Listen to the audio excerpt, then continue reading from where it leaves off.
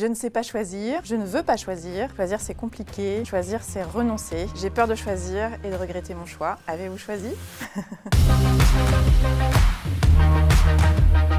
Je suis Oriane Savouré-Lucas, je suis coach professionnelle et la créatrice du podcast Avez-vous choisi? Alors on dit souvent que choisir c'est renoncer et c'est souvent la première chose que les gens me disent quand je leur parle du choix justement. Et moi j'aime bien proposer une alternative qui est plutôt choisir c'est s'engager.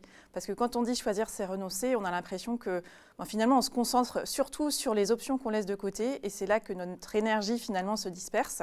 Et c'est ça qui donne envie aux gens de dire non, j'abandonne l'idée de choisir, voire je délègue l'idée de choisir. Donc avec choisir c'est s'engager, je trouve qu'on est dans une énergie du mouvement et de l'ouverture qui donne beaucoup plus envie d'y aller.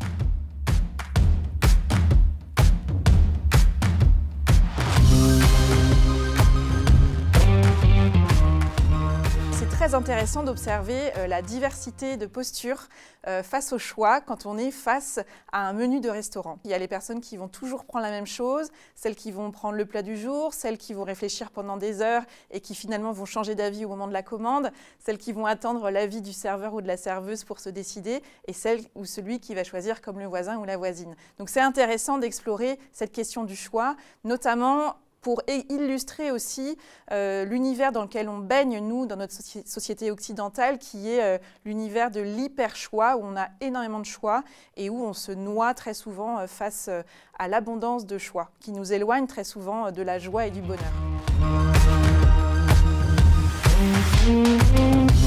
Depuis que je suis toute petite, je suis extrêmement curieuse et je suis très curieuse du parcours de vie en fait, des personnes que je rencontre. Quand j'étais enfant, j'étais une enfant très à l'écoute à la table des grands, des chemins de vie, des parcours de vie, des décisions de ces fameux carrefours et bifurcations auxquels on est régulièrement confronté. Et j'étais curieuse à chaque fois de savoir, et ça ne m'a pas lâchée, qu'est-ce qui fait que la personne qui est là face à moi aujourd'hui, elle en est là exactement dans sa vie. C'est quoi la somme des choix qui l'ont façonnée, que ce soit des choix qui ont été faits pour elle, des choix qu'elle a faits par défaut, des choix qu'elle a faits de manière extrêmement lucide et consciente, parce que derrière, il y a toute cette question de comment on dessine le chemin qui est le nôtre.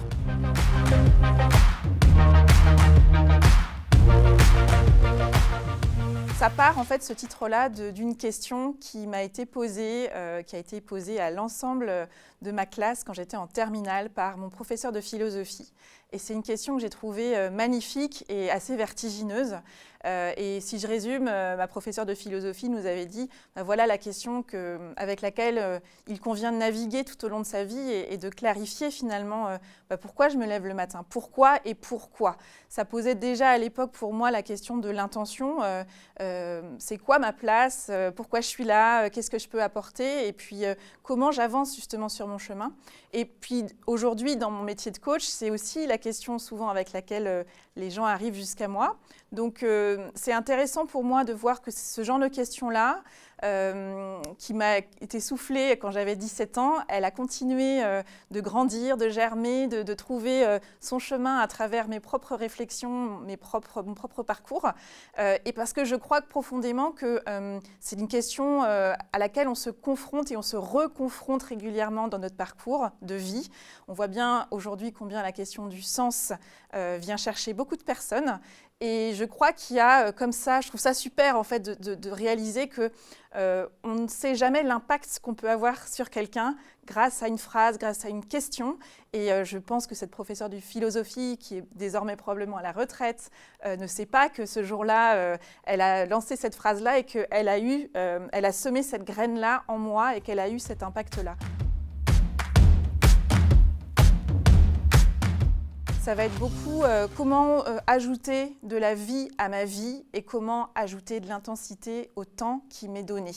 Bien sûr, là, en disant ça, je résume et ces questions-là, elles sont posées en fait de 1001 façons. Mais vraiment, il y a quelque chose de cet ordre-là, de comment je peux identifier ma singularité, comment je peux finalement me créer une vie qui me ressemble, qui soit fidèle à mes valeurs, à ce qui est important pour moi, tout en ayant un impact significatif sur mon monde, que ce monde soit à l'échelle de ma famille, de mes amis, du bout de ma rue ou du monde tout entier.